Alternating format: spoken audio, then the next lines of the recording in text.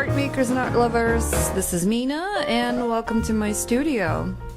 Today we're going to continue the mess from the previous week, so if you just bear with me there, I will be able to demonstrate some interesting bits about the male versus the female eye. So let's go for it. Excuse me while I maybe just move the camera a little bit. Hello? Hello? Is there anyone there? Can you just look into the camera for a sec? That would be great, you know? We also want to see what you're doing. Fully, thoroughly. Yep. Oh, there we go. There we go. Thanks for that. So, anyways, moving on. We know the drill. We're drawing the eye form, but we're building it around the eyeball. Yeah, kind of like sculpture. You need your base in order to dress it up with a whole bunch of skin and muscle. Eyelids are showing. And of course we need to suggest our iris. What is the difference between the male and the female eye? Well, there are differences that we have observed to be common traits. More angular, more rough shape, perhaps smaller eye.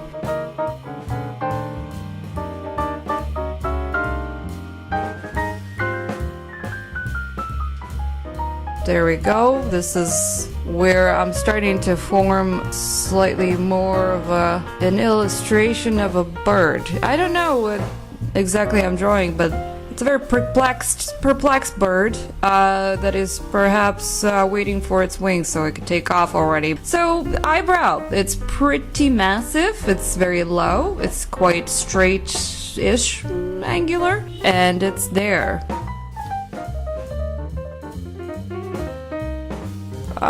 Let's get back to the eye there. The eye of the tiger. Just kidding. I'm almost 100% certain that is an augment. Let's just keep on going and make some definitions. Listen, let's just draw a little bit. You can see what I'm doing and why I'm doing it. You may have some idea.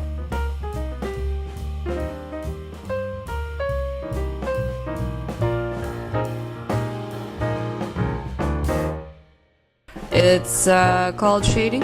It's called finding the shapes through light and shadow. And break the planes. And perhaps get rid of some of the lines eventually. The lines that matter need to stay. So you must decide what you need to accentuate on.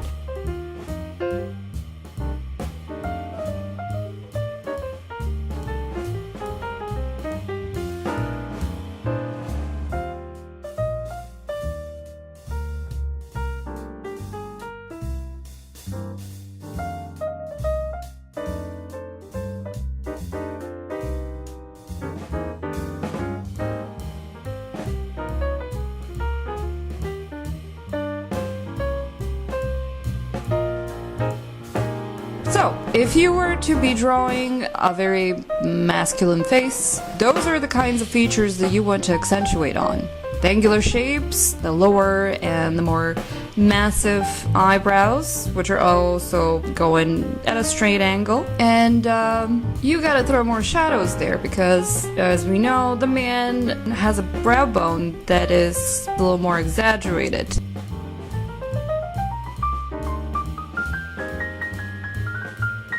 Times have changed, however, so that is not the case in almost never. Or sometimes. Or a lot of the times. I don't know. I don't know. You just choose to make your figure be more feminine or more masculine. And you're the artist, and knowing all these things perhaps will help in your ability to create a new face and call it a gender.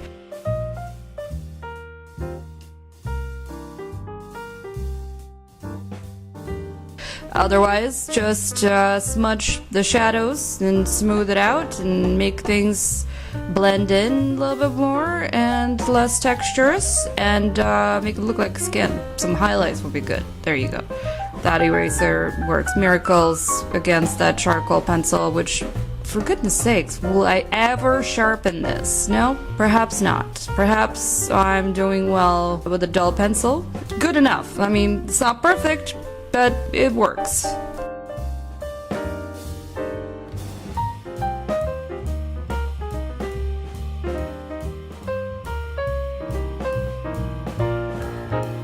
When it comes to the eyelashes, we would want to suggest some, but not too much. Again, masculinity. Suggestive. Suggestive.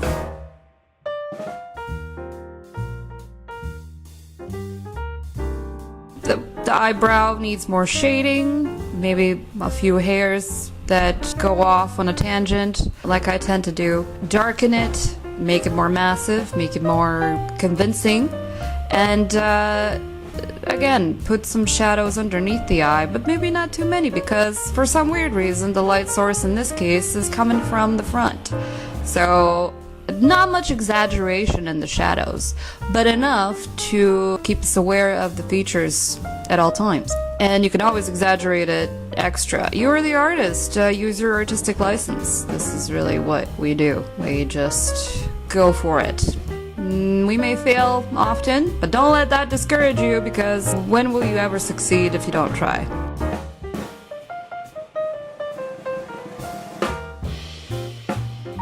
There we go. So make the eyebrow even more massive and even more angular. Crosshatch, make it look like some hairs just really want to take off on an independent project and have their own direction in life. Because, listen, it would be too boring if we just slap it on there and have them all agree with each other. It's just not how things work in life, okay?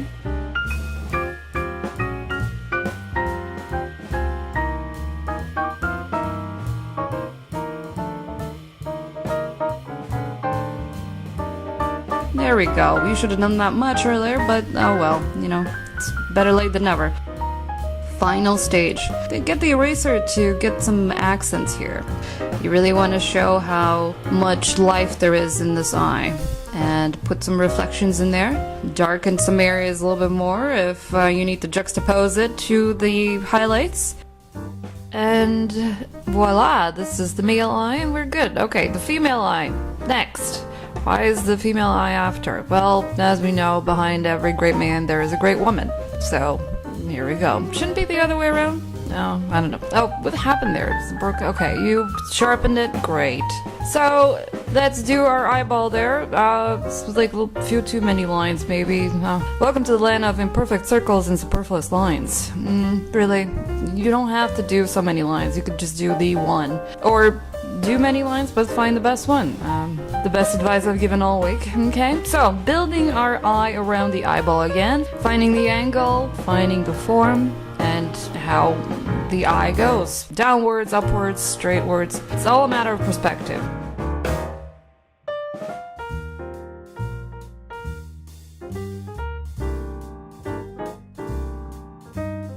Okay, so building a little bit of the eyebrow and the brow skin, sagging skin, dropping over the eye. Okay, so what do we know about the female eye? Well, we have more delicate features, more round features, more curvy lines, and a higher eyebrow, a thinner eyebrow. If you're confused about the shape of the eyebrow, you could easily just draw some guidelines to show you where the eyebrow breaks off, starts, and finishes. So there we go. Now that we've done that, looks like a bow and arrow. Great. So, okay. So doing a bit of shading.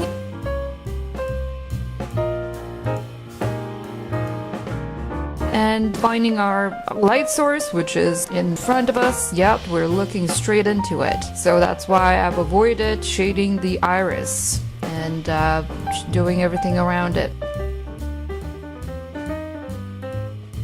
Try and get those really dark accents in.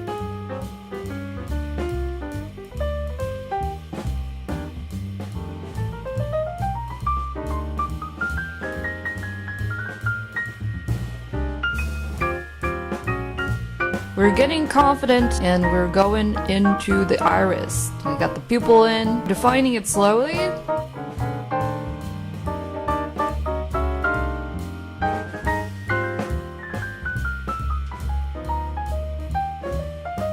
Accent highlight there and fixing around it. Okay, doing a little more shading.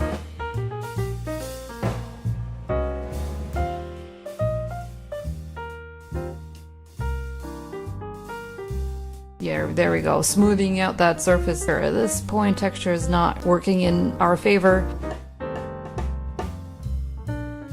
Alright, when you're building your eyelashes, maybe make them a little longer, a little curvier, a little more playful, a little more flirtatious.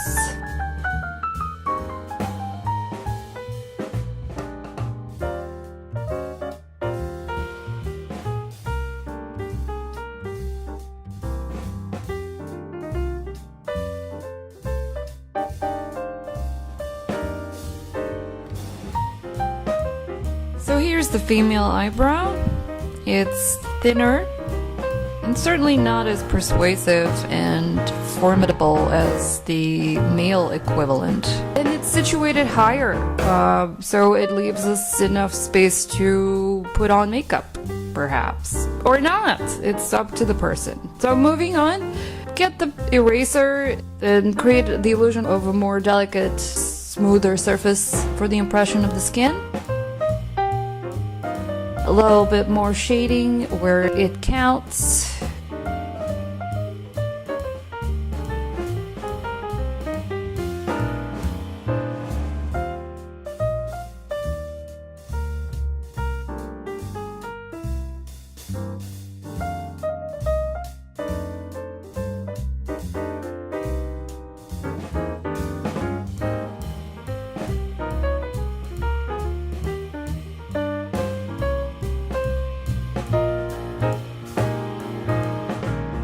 Get some accents and highlights in.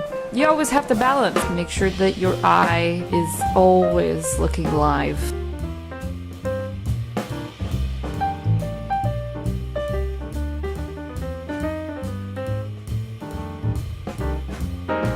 So that's it. Those are the main traits that we are looking into when we're trying to accentuate a more feminine or more masculine look.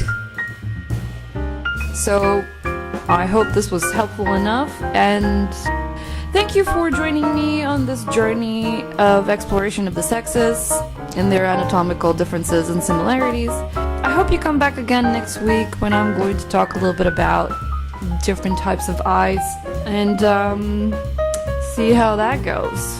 Thank you for watching. Hope to see you again. Bye.